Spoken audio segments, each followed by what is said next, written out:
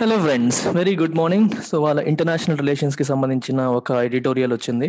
So దీన్ని చూసేద్దాం. So before that let's look at the offers that we have for this month. ఈ నెల మనకి ఉన్న కొన్ని స్పెషల్ ఆఫర్స్ని ఒకసారి చూసేద్దాం. సో మీకు ఎప్పటి నుంచో చెప్తున్నాను, April 30th అంటే జస్ట్ 3 days మాత్రమే ఉంది.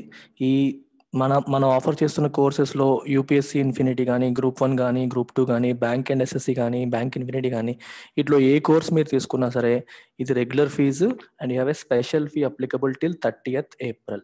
మీరు జాయిన్ అవ్వాలంటే ఇవాళ రేపు ఎల్లుండి 3 days లోపు జాయిన్ అయితే యూఆర్ హ్యావింగ్, చూసారు ఇక్కడ ఒక 5,000 తగ్గింది, ఇక్కడ 5,000 తగ్గింది, ఇక్కడ 5,000 తగ్గింది, ఇక్కడ 2,000, ఇక్కడ 1,000 తగ్గింది. సో ఈ స్పెషల్ డిస్కౌంట్స్ అనేవి మీకు ఉంటాయి. And you have live plus recorded classes, life time validity and 5,000 per month pay చేసే మంచి అవకాశం, ఇన్స్టాల్మెంట్స్లో పే చేసే అవకాశం అనేది ఉంది. మీరు ఓన్లీ రికార్డెడ్ ఆప్షన్కి వెళ్ళినా లేదా మొత్తం పేమెంట్ ఒకేసారి చేయాలనుకున్నా there will be further discounts, ఇంకా తగ్గుతాయి. దానికోసం మీరు ప్రత్యూష మేడం కాల్ చేయాలి. This is madams phone number. ఈ నెంబర్ కాల్ చేస్తే ఒకేసారి పే చేస్తే ఎంత తగ్గుతుంది మేడం అని అడిగితే మీరు చెప్తారు. You can go with that, otherwise you can stick to this. That's about it. So ఇవాళ ఎడిటోరియల్ చూడండి, టైటిల్ ఏం చెప్తుంది? ట్రూ నేమ్ అంటే అసలు పేరు, నిజమైన పేరుతో పిలుస్తున్నట్టు. దేన్ని? Turkey should not live in denial of the atrocities committed against Armenians. Armenians పైన చేసిన అకృత్యాలు, అట్రాసిటీస్ అంటే అకృత్యాలు అంటే హింసాత్మకమైన వైలెన్స్ ఉపయోగించి ఇంజూర్ చేసి, కొట్టేసి, తిట్టేసి, మానభంగం చేసి, రేప్ చేసి, చంపేసి, ఇట్లాంటి వాటిని మనం అకృత్యాలు అంటాం, అట్రాసిటీస్ అంటాం. ఆ అట్రాసిటీస్ని మనం డినై చేస్తూ టర్కీ ఉండకూడదు. Should not live in denial, మేమేం చేయలేదు, మాదేం తప్పులేదు అన్నట్టుగా ఉండకూడదు అని చెప్పి అంటున్నారు. అసలు ఏంటి దీని వెనకాల ఒక కథ ఉందా? Yes, there was a story. దీనికి వెనకాల ఒక పెద్ద కథ ఉంది. ఆ కథ ఏంటో కూడా ఒకసారి చూసేద్దాం. ఒకసారి మీరు ఈ మ్యాప్ చూడండి. ఈ మ్యాప్ చూస్తే you will find this. So this is Turkey, right? ఒకప్పుడు దీన్ని ఓటోమన్ ఎంపైర్ అనేవారు. ఓటోమన్ ఎంపైర్ ఎప్పుడు? World War I టైంలో ఇదంతా ఓటోమన్ ఎంపైర్ కింద ఉండేది. ఇప్పుడు టర్కీగా, మోడర్న్ టర్కీగా మారింది. సో టర్కీకి ఆనుకుని ఉన్న ఈ కంట్రీ చూడండి, Armenia. So this is your Armenia and this is Caucasus. ఈ కాకసస్ అనే ప్లేస్లో యుద్ధం జరిగింది. ఎవరెవరికి? అప్పట్లో మనకి ఓటోమన్ ఎంపైర్కి, రష్యాకి, రష్యన్ ఫోర్సెస్కి. ఈ ఓటోమన్ అనేది జర్మనీకి సపోర్టివ్గా ఉండేది World War I, right? World War I జర్మనీకి సపోర్టివ్గా ఈ ఓటోమన్ ఉండేది. సో ఈ వీళ్ళకి రష్యాకి జరిగిన యుద్ధంలో ఎక్కడ జరిగింది? కాకసస్ అనే ఈ ప్లేస్లో జరిగింది. అర్మేనియా వాళ్ళు టర్కీకి సపోర్ట్ చేయకుండా మోసం చేశారు, అంటే టర్కీకి మోసం చేసి రష్యా వాళ్ళతో కలిసిపోయారు అని ఆరోపణ చేసి, ఓకే, రష్యా వాళ్ళతో కలిసిపోయి మమ్మల్ని ఓడించేశారు, మేము విపరీతంగా ఓడిపోయాము, అర్మేనియా మాకు బ్యాక్ స్టాప్ చేయడం వల్ల, మోసం చేయడం వల్ల అని భావించి టర్కిష్ ఫోర్సెస్, అప్పటికి టర్కీ కాదు అది ఓటోమన్ ఫోర్సెస్, ఏం చేశాయంటే అర్మేనియాలో నరమేధం సాగించాయి. దాన్ని మనం ఏమంటాం? జెనోసైడ్. అంటే కంప్లీట్ జాతినే చంపేయడానికి చేసే ప్రయత్నం. అయితే దాన్ని జెనోసైడ్ అని ఇప్పటి వరకు అమెరికా అనలేదు. వరల్డ్ వైడ్ ఒక 29 కంట్రీస్ దాన్ని జెనోసైడ్ అన్నాయి, కానీ అమెరికా ఈ రోజు వరకు అనలేదు. ఇప్పుడు రీసెంట్గా Joe Biden called it a genocide. Genocide అనేది చాలా పెద్ద పదం, అంటే ఒక జాతిని రిమూవ్ చేసేయాలని. సైడ్ అంటే చావు, సూసైడ్ మనల్ని మనం చంపుకోవడం, హోమిసైడ్ అంటే హోమోసెపియన్ అంటే మనిషిని చంపడం, మర్డర్. అలాగే జెనోసైడ్ ఒక జాతినే చంపేయడం. దాన్ని మనకి చూసే రోహింగ్యాస్ పైన జరిగింది, మయన్మార్లో రోహింగ్యాస్ పైన జరిగింది జెనోసైడ్. అంటే వాళ్ళందరినీ చంపడానికి ప్రయత్నం చేశారు మన మయన్మార్లో ఉన్న ఆర్మీ వాళ్ళు. సో అది జెనోసైడ్ అనమాట. అలాగే అర్మేనియన్స్ పైన జరిగింది కూడా జెనోసైడ్ అని చెప్పి ఈ రోజు అమెరికా మేము దాన్ని జెనోసైడ్ అంటున్నాము అని చెప్పి అమెరికా అంటుంది. అది టర్కీని హర్ట్ చేసింది. అది జెనోసైడ్ కాదు, మేము వాళ్ళని చంపాలనే ప్రయత్నం చేయలేదు అని చెప్పి టర్కీ డిఫెండ్ చేసుకుంటూ ఉంటుంది, రైట్? అయితే ఇక్కడ మీరు యూపీఎస్సీ ఆస్పిరెంట్స్ ఎస్పెషల్లీ ఇవి న్యూస్లో ఉన్న ఐటమ్స్ కాబట్టి మీకు ఎగ్జామ్స్లో ఎలా వస్తుందంటే this Caucasus is between which seas. చూడండి ఇక్కడ కాస్పియన్ సీ ఇటువైపు ఉంది, ఇటువైపు బ్లాక్ సీ ఉంది. బ్లాక్ సీకి కాస్పియన్ సీకి మధ్యలో ఈ కాకసస్ అనేది ఉంది. ఈ ప్లేస్ లో యుద్ధం జరిగింది. ఇది గుర్తుపెట్టుకోవాలి. ఓకే, ఇట్స్ అ బ్యూటిఫుల్ ఒక ప్లేస్, మంచు కొండలతో నిండిన మంచి ప్లేస్, బ్యూటిఫుల్ గా ఉంటుంది. అలాగే అర్మేనియా, అప్పుడు ఏం జరిగిందంటే అర్మేనియా పైన వీళ్ళు యుద్ధం చేసినప్పుడు, అర్మేనియా వాళ్ళని చంపినప్పుడు చాలా మందిని, అర్మేనియన్స్ చాలా మంది ఎక్కడికి వెళ్ళిపోయారు, ఇరాక్కి, సిరియాకి. ఇరాక్ అండ్ సిరియా ఇవి కూడా చూడండి పక్క పక్కనే ఉన్న కంట్రీస్. అర్మేనియా నుంచి ఇరాక్ మరియు సిరియాకి వెళ్ళిపోయారు చాలా మంది, వేరే కంట్రీస్కి వెళ్ళిపోయారు కొంతమంది. సో ఉన్న వాళ్ళందరినీ కూడా కాన్సన్ట్రేషన్ క్యాంప్స్ అని చెప్పి అక్కడ నుంచి వేరే చోటికి మూవ్ చేస్తున్నప్పుడు దారిలో ఆకలితో చనిపోయారు చాలా మంది, వీళ్ళు చంపేయడం వల్ల చనిపోయారు కొంతమంది. రైట్. అయితే ఈ అర్మేనియా ఇవన్నీ మీకు న్యూస్లో వచ్చాయి కాబట్టి వీటికి సంబంధించిన క్యాపిటల్స్, వాటి రాజధానులు కూడా తెలుసుకుంటే మంచిది. ఒకసారి మీరు ఇక్కడ చూస్తే you can find the capitals. Armenia capital is Yerevan. Yerevan is the capital of Armenia. Turkey capital Ankara. Turkey capital Istanbul అనుకోకండి, మనకి సినిమాలో మహేష్ బాబు దూకుడు సినిమాలో మీకు ఇస్తాంబుల్ కనిపిస్తుంది. Istanbul is not the capital, Ankara is the capital of Turkey. So ఇది గుర్తుపెట్టుకోవాలి. Syria and Iraq రెండు నైబర్స్ దీనికి. చుట్టూ ఉన్న కంట్రీస్ కూడా కొన్నిసార్లు అడుగుతారు, జార్జియా, బాకు, అజర్బైజాన్. చూడండి అజర్బైజాన్ ఇక్కడ ఉంది, టర్కీ ఇక్కడ ఉంది, రెండింటి మధ్యలో అర్మేనియా ఉంది. సో అర్మేనియా కథ ఇది. అప్పుడు ఏం జరిగింది అనేది చూడండి ఒకసారి మీకు కావాలంటే. వాట్ హ్యాపెండ్, నేను ఆల్రెడీ చెప్పేశాను మీకు. వరల్డ్ వార్ I టైంలో Germany aligned Ottoman government accused the Armenians of treachery. Treachery అంటే మోసం చేశారు, మాతో పాటు ఉంటూ మాకు వెన్నుపోటు పొడిచారు అని చెప్పి వాళ్ళని అక్యూజ్ చేశారు. After suffering A heavy defeat at the hands of Russian forces, Russia చేతిలో ఓడిపోయిన తర్వాత వాళ్ళని అక్యూజ్ చేశారు. 24 ఏప్రిల్ 1915 ఈ 1915 ఈ రోజున ఒట్టోమన్ అథారిటీస్ ఏం చేసాయి, they arrested several 100 Armenian leaders and intellectuals. వీళ్ళందరినీ అరెస్ట్ చేసేశారు. An event seen by many as the beginning of the massacre. Massacre అంటే ఊచకోత, ఎంతో మందిని చంపేసే ఈ మెజాకర్కి ఒక రకంగా అది బిగినింగ్ అని చెప్పి ఈ రోజు జరిగిన ఇన్సిడెంట్ ని అంటున్నారు. 1.5 million Armenians were killed. 1.5 million అంటే ఎంతమంది, 15 లక్షల మంది Armenians were killed by soldiers and police or died of starvation and exhaustion in a long cruel marches to concentration camps. ఇంతమంది 15 లక్షల మంది సోల్జర్స్ మరియు పోలీస్ చేతిలో చనిపోయారు, లేదా ఆకలితో అలిసిపోయి చనిపోయారు. ఈ కాన్సన్ట్రేషన్ క్యాంప్స్ అని చెప్పి వీళ్ళందరూ ఒక చోటుకి మూవ్ చేస్తున్న దారిలో చనిపోయారు చాలా మంది. ఈ కాన్సన్ట్రేషన్ క్యాంప్స్ ఎక్కడున్నాయి, నార్థన్ సిరియా అండ్ ఇరాక్. ఇప్పటి నార్థన్ సిరియా అండ్ ఇరాక్ కి అప్పుడు మూవ్ చేయడానికి ప్రయత్నం చేశారు. ఆ ప్రయత్నంలో చాలా మంది చనిపోయడం జరిగింది. ఒక 5 లక్షల మంది అర్మేనియన్స్ సర్వైవ్ అయ్యారు. అండ్ వీళ్ళంతా కూడా రష్యాకి ఎమిగ్రేట్ అయిపోయారు, అమెరికాకి అండ్ విదేశాలకి ఎమిగ్రేట్ అయిపోయారు ఆ టైంలో. టర్కీ ఏమంటుంది, Turkey claims that 3 lakh Armenians died of disease and hunger. 3 లక్షల మంది చనిపోయారు, డిసీజ్ మరియు హంగర్ వల్ల చనిపోయారు. వాళ్ళు మూవ్ చేస్తున్నప్పుడు మేమేం చంపలేదు అని చెప్పి టర్కీ ఉంటుంది. సో ఇది ఇక్కడ ఉన్న ఇష్యూ.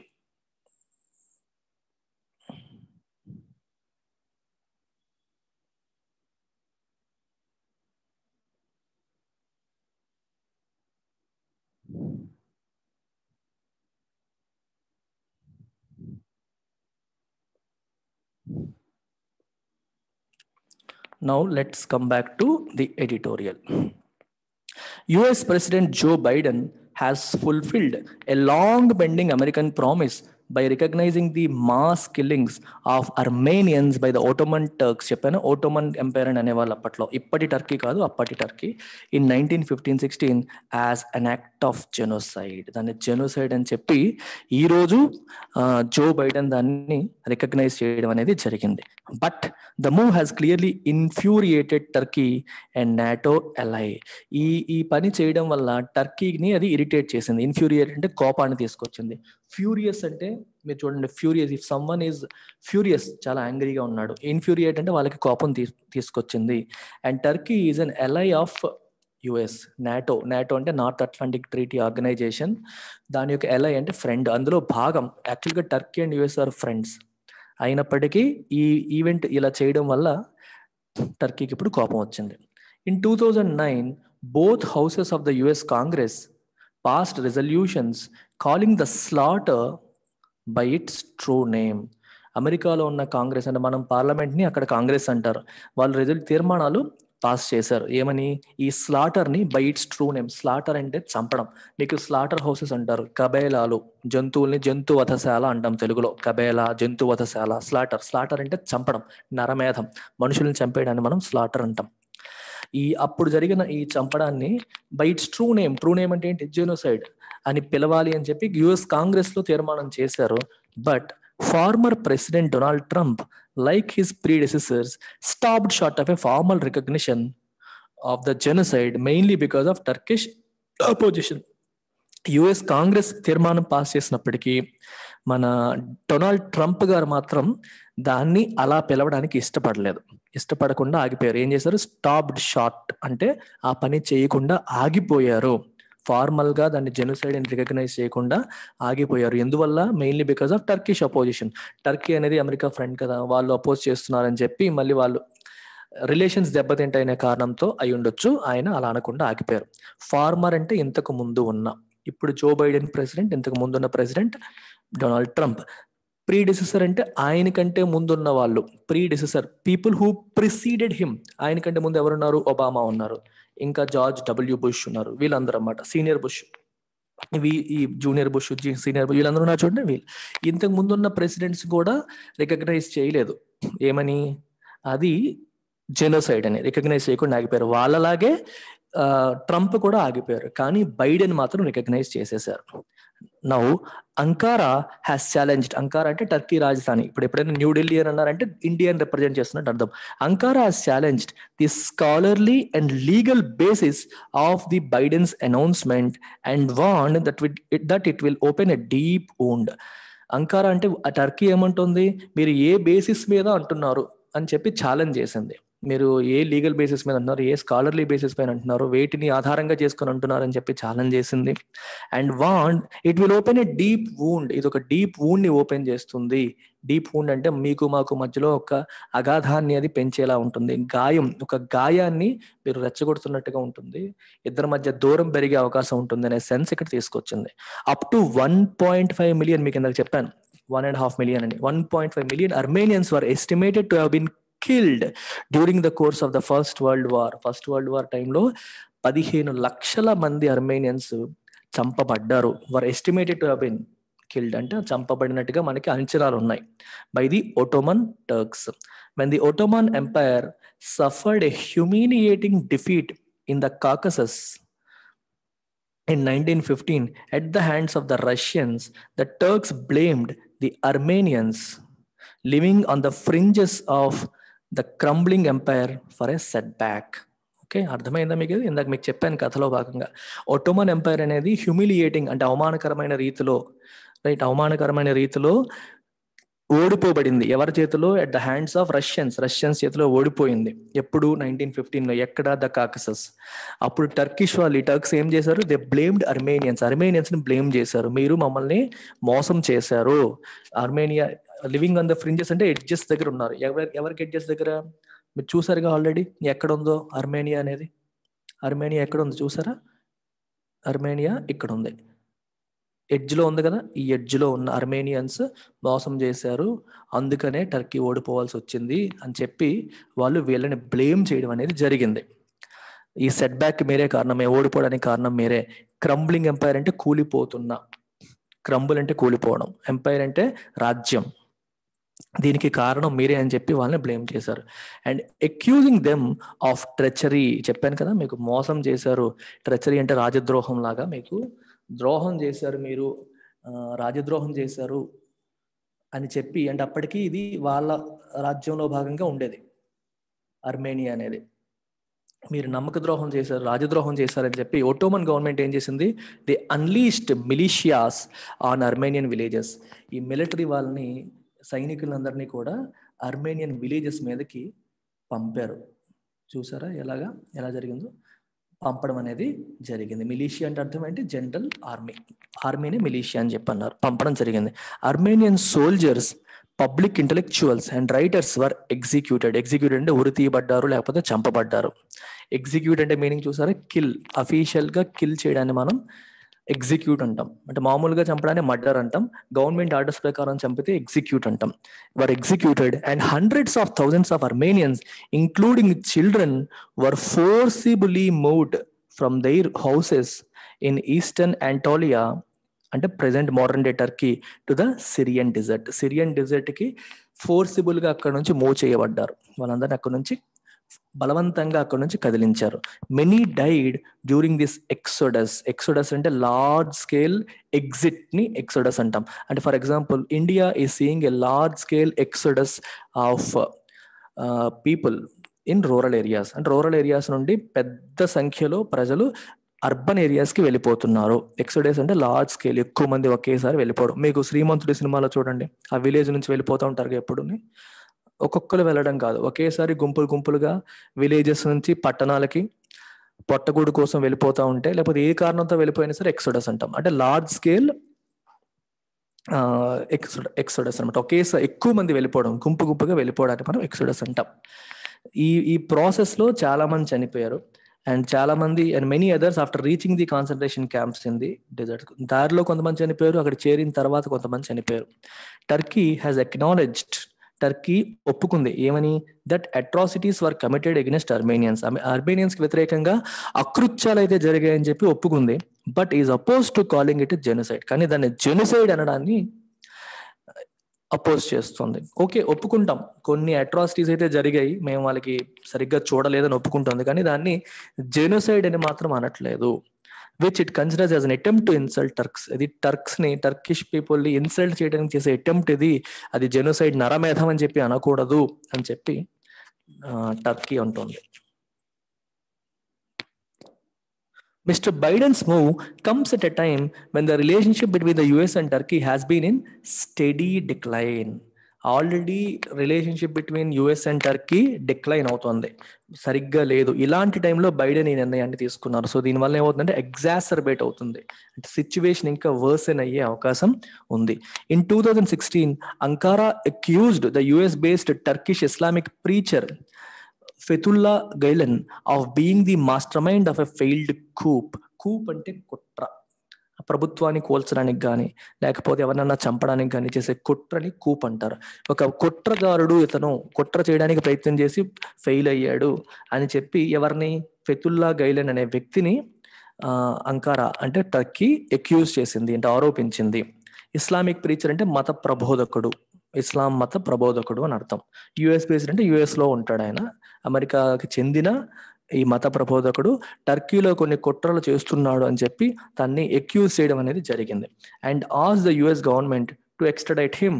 సో అతన్ని మాకు అప్పగించండి. ఎక్స్ట్రడైట్ అంటే ఆ దేశం నుంచి తిరిగి మా దేశానికి అప్పగించండి. ఫర్ ఎగ్జాంపుల్ చూడండి, India is asking UK to extradite Nirav Modi and Vijay Mallya. Vijay మాల్యాని, నీరవ్ మోదీని మాకు అప్పగించండి అని చెప్పి ఇండియా అడుగుతుంది. ఎక్స్ట్రాడిషన్ అంటే అర్థం ఏంటంటే, ఇప్పుడు మీరు చూడండి, ఇది ఇండియా, ఇది యూకే. ఇండియాకి చెందిన ఒక వ్యక్తి యూకేకి వచ్చేసాడు. ఎవరు? For example Vijay Mallya. ఈ వ్యక్తి పైన ఇండియాలో కేసెస్ ఉన్నాయి, పోలీస్ కేసెస్ ఉన్నాయి, లేకపోతే లీగల్గా కోర్టులో కేసులు నడుస్తున్నాయి అనుకోండి.